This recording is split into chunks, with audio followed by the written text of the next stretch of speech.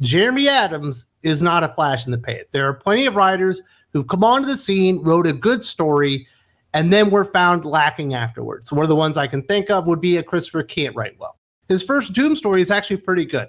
Everything after that kind of falls off because he doesn't really get the characters, which is not a problem for Jeremy Adams as a writer. Fans of the channel will know, as a DC Comics reader myself, Green Lantern is either number 1 or 2 there with Nightwing as far as my favorite DC Comics heroes. And I have been frothing at the mouth for an actual Green Lantern series. We haven't had this for like a year now. When Geoff Thorne took over Green Lantern, Jon Stewart was absolutely the hero of the book, the star. But Hal Jordan's not even like a co-star in that series. He shows up a couple of times, but for the most part, he's an afterthought because I believe Geoff Thorne didn't want Hal Jordan, the most popular Green Lantern, to go out there and overshadow the character work that he was trying to put in with Jon Stewart. Unfortunately for Geoff Thorne, and I don't think he was being malicious. I don't think Geoff Thorne was going out of his way to destroy Green Lantern lore and make the brand toxic in the DC universe. It's just unfortunate that ended up being the byproduct of the series that he wrote for Green Lantern. It was absolutely terrible. And they absolutely did Jeremy Adams a favor, putting the character on hiatus for a year. One of the reasons I think Flash sales took a while to get back up is when Jeremy Adams took over the book, it never really stopped. All of a sudden, it was a Wally West book, but Wally West had been in the forefront of DC Comics of character assassination after character assassination after character assassination, starting with Heroes in Crisis to where Wally West himself was toxic. No one could believe in the character because they didn't believe in what DC Comics would do with him. And all of a sudden, you throw this new writer on there that's really trying to rehab the character, and I don't think people trusted DC Comics. Well, with Green Lantern Hal Jordan, we haven't seen the character for like 3 years. We haven't had a Green Lantern series in like a year, and I think many Green Lantern fans are ready for this to happen. But I'm definitely getting the feeling that Jeremy Adams is like the perfect writer to rehab a character, get them back to the place that they were supposed to be in the universe, and get them moving in the right direction again. That 100% feels like what we're getting here with this Green Lantern series. And I will score it now. It's definitely a highly recommend. I give this like a 4.5 out of 5. This is a very, very, very good comic book. I think there are a couple of things that could have been done better, but they're very, very minor quibbles. It's like a 4.5 out of 5. I don't even know why I said 4. I'm trying to be a hater on Jeremy Adams for no reason. When we get to the opening page and they introduce you to the series, I can say this.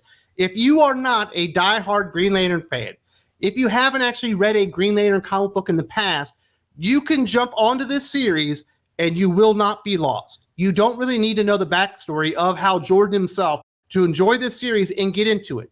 If you are a diehard Green Lantern fan and you love Hal Jordan, you're going to enjoy it even more than just a normal person because there are absolutely hints and callbacks to the history of Hal Jordan as Green Lantern. And when we get this introduction to the series, it lays everything out perfectly for an issue number 1. It's a time of radical change in the galaxy. The Guardians of Oa have disappeared, and in their absence, the United Planets have seized control of the Green Lantern Corps.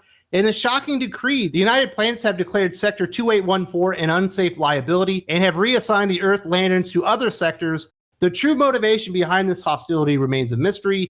Furious at this turn of events, one Lantern has quit in protest, returning to Earth to establish his life anew.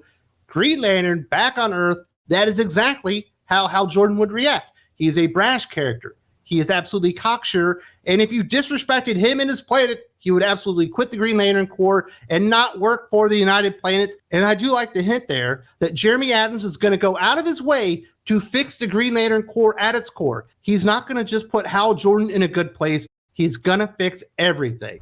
And when we look at the art from Xermanico, it looks very good, especially when there is some action in here. It's very vibrant.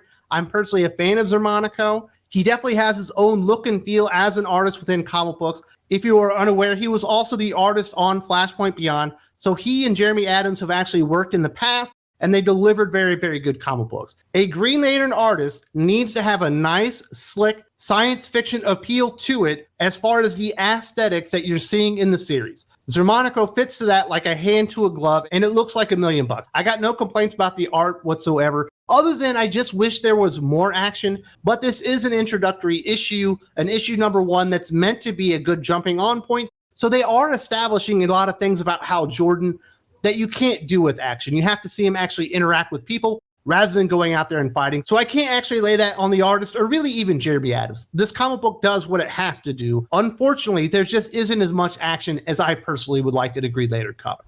The first relationship that's reestablished within this comic book is between Hal Jordan and Carol Ferris. His sometimes love interest, almost always his boss. She owns Ferris Aviation, and normally when Hal Jordan is on Earth and he's working as a test pilot, which is what his background is, he's working for her as his boss. She was also in the past a Star Sapphire, like back in the day. And there's a little callback to that and a nice wink, wink, nudge, nudge, that if you hadn't known that, it wouldn't throw you off. But if you knew it, you knew exactly what he was talking about. And I thought it was a great introduction here. The facial expressions specifically from Zermanico, I think, are right on.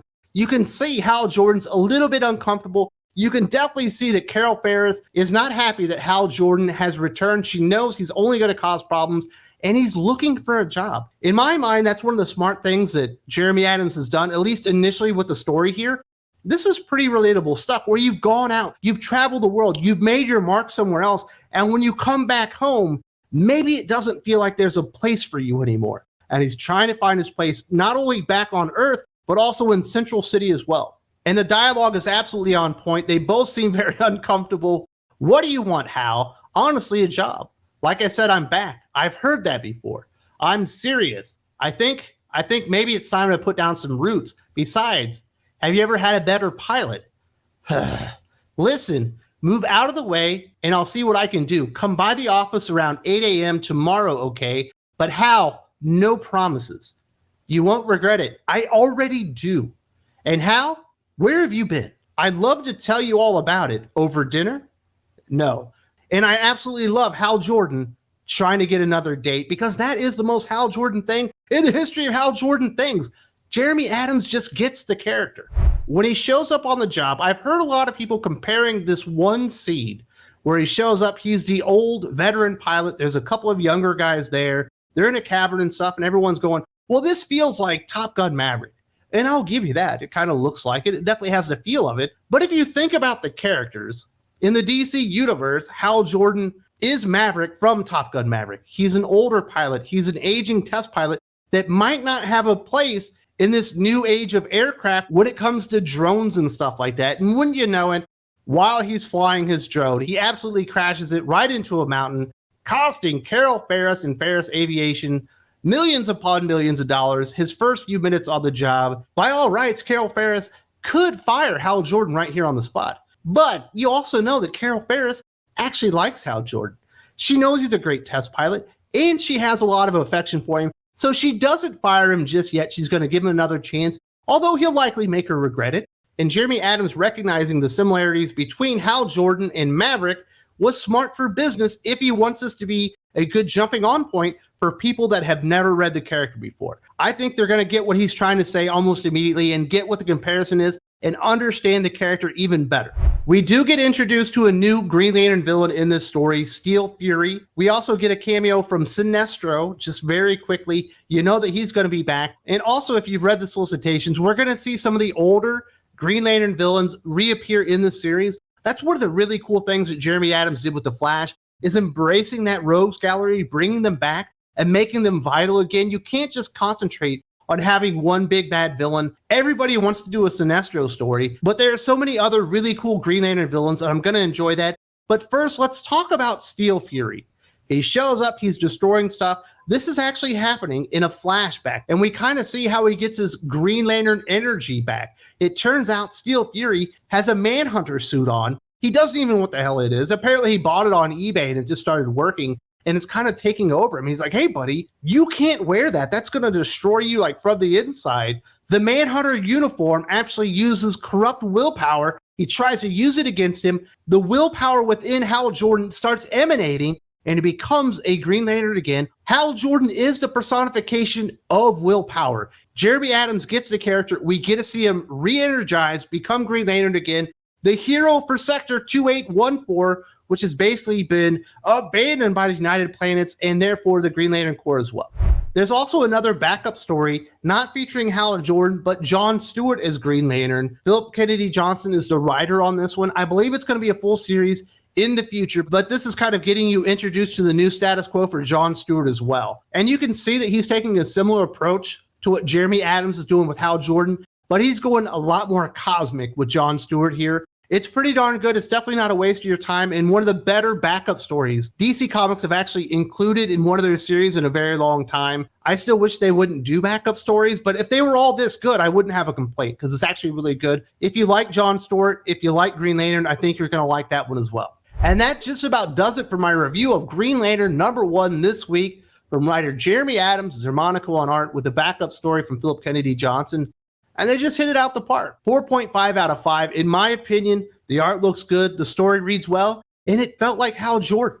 It felt like DC Comics. It felt like the DC Universe. And whenever Jeremy Adams or Mark Waid or even Josh Williamson most of the time are writing right now, I feel like I'm getting good versions of the character. Unfortunately, they can't write everything at DC Comics, but as a Green Lantern fan, I couldn't be more happy with this.